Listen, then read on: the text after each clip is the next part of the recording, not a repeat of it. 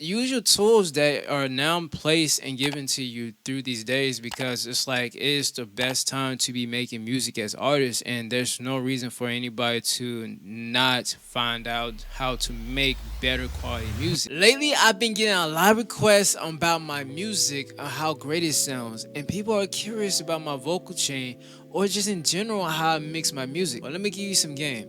First of all, hey, I gotta come clean. Look, I haven't mixed my vocals in a very long time. It's probably been about a year and a half since I've actually touched my vocals and mixed. That sounds bad, but I'm gonna tell you. Let me show you. Let me look. Look, I come here. I work 2 jobs, okay, and I create contents on multiple channels. It ain't easy, okay. It's not easy, but let me just really show y'all. All right, so I use a vocal preset. That's what I use. Even when I first started and I found out that you can mix your vocal and then save it as a vocal preset, I was like, why not? This is a deal breaker for me because I like to go on the fly and just make music. Now, is it correct? Who knows? I don't care. It's music and it's made to break rules, right? And as long as it sounds good, that's all that matters. So I'm gonna give you guys some game on how to get some really good sounding professional presets so you can cut your time in half. Or if you just want to copy what I have on mine, feel free. So let's get right into it. Maximus, the parametric EQ2, Fruity Compressor, Sound Goodizer, the chorus, and then you got a little bit of reverb. So this right here is pretty much for my YouTube preset when I make videos on YouTube. And these all, you can use all these plugins from the default plugins on FL Studio. And if you have a different DAW, you can do the same thing too as well. Reverb right here, I have it turned to these notches. I feel like this right here is good to me, and then I just adjust them about right here. I adjust the notches. That's pretty much explanatory. Everyone knows about reverb, so if not, fucking go look up on YouTube. The fruity chorus is the Zach. This one's probably the biggest one. So I'm gonna let y'all look into that one. Hold on, let me bring that down. And I'm gonna pause the screen, let y'all look at that and see exactly that one. And then we're gonna go to the Sound Goodizer. Of course, this is just to brighten up the vocals, right? Make it a little bit more punchy, whatever the case might be. Mine's set on A. Now, this is the thing. When it comes to vocal presets, or just in general, when mixing your vocals, they're not gonna all be the same.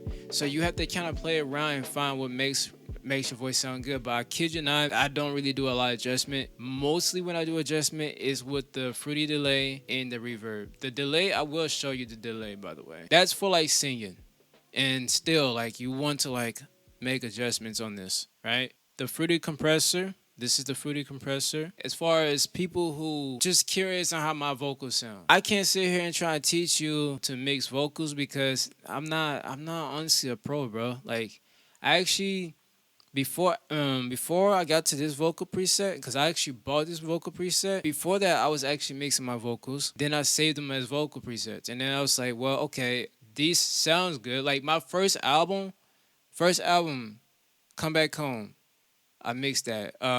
Voided Child, the first Voided Child. I mixed those. Had some decent sounding quality. But I wanted to take it to the next level where it really sounded professionally. And this is just me being completely fairly honest, bro. Like, don't take so much pride into not finding additional help and tools out there that's gonna help provide you the value to make your songs better, the sounds better. Whether it's within mixing, whether it's someone who can help you with better drums. I'm not good worth a shit with 808s, but I can find something on Reddit, something on Splice that has better 808s for a sample that I can put inside my beats if I was to want to use 808. Use your tools that are now placed and given to you through these days because it's like it is the best time to be making music as artists, and there's no reason for anybody to not find out how to make better quality music. And it's not a shortcut, bro. Like, all these big producers and artists in these industries all have major help to make sure their stuff and it sounds good and good quality. So cut the pride and look into that. Now, if you're someone who really cares about doing all the different things like mixing the vocals too, and you want to take a lot of time on that, hey, that's you. You can do that. You know what I'm saying? You can go in there, mix vocals. I still like I would be brushing up my skills within mixing vocals, but right now, man, my schedule is so packed. Like working two jobs and then creating content for two channels. That's and then have time for your wife. Yo, that's a lot of responsibilities and stuff. So I don't have time to be sitting here trying to mix a vocal. Take from this and just do what you want to do. I mean, be free. Like this is not a one way thing to be able to find some type of success and happiness to achieving your goals. So just want to let y'all know that, man. Like, don't feel like that you have to do everything on your own. Like, get help. Find somebody who's can give you um some type of value that can help make your content or your videos, whatever case might be better, music, whatever.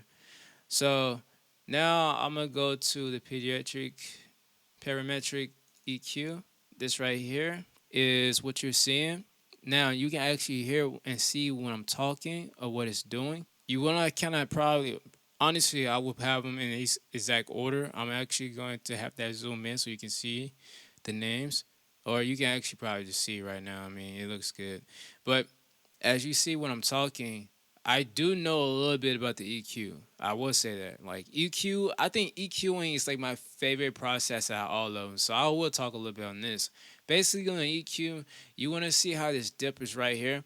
You want to make sure that you're taking something a lot of that bass out just a little bit, not too much, because you still want to have some bass in your voice, right, to get that professional sound as far as like podcasts or even when this comes to music, because a lot of music nowadays especially have 808s in it or just heavy bass in it, and if your voice has too much in it, your vocals will be muggy.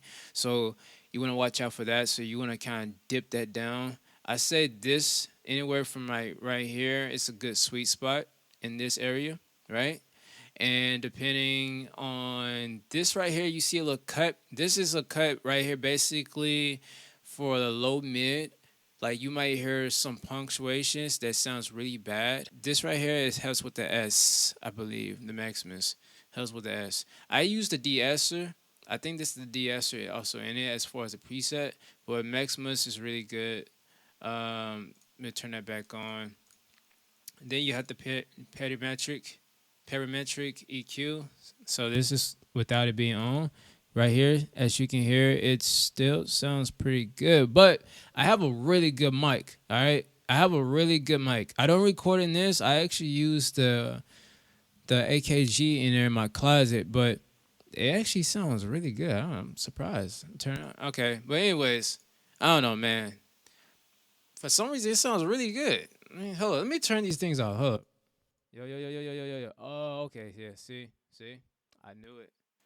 All right, so yeah, that makes sense. So the sound goodizer, you can see I turned that off, and now you can't really hear me too well. Like it helps boost it, brightens the audio. The fruity compressor, you can't hear it at all.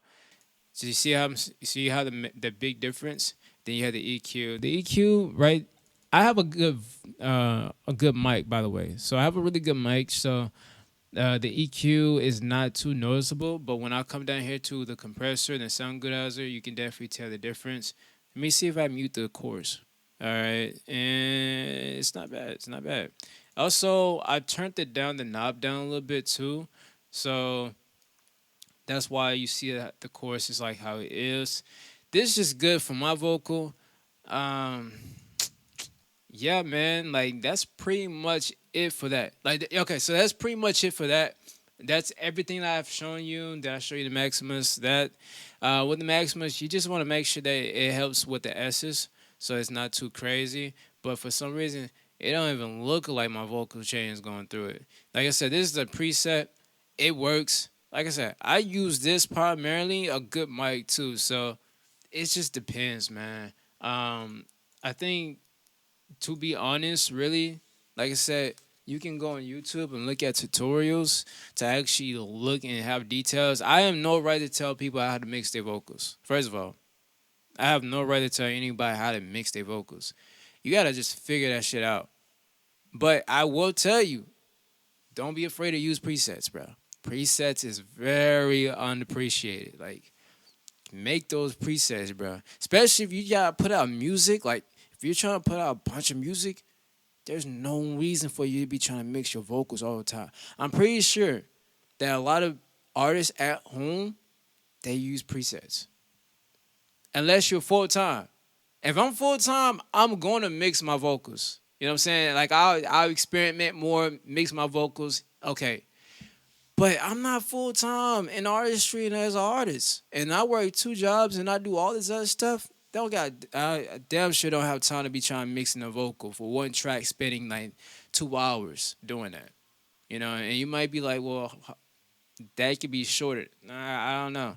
You know what I'm saying? Like I'm not gonna risk all my time, wasting all my time on just mixing one track when I can be productive. Go record a track in 30 minutes. I take recording a track in 30 minutes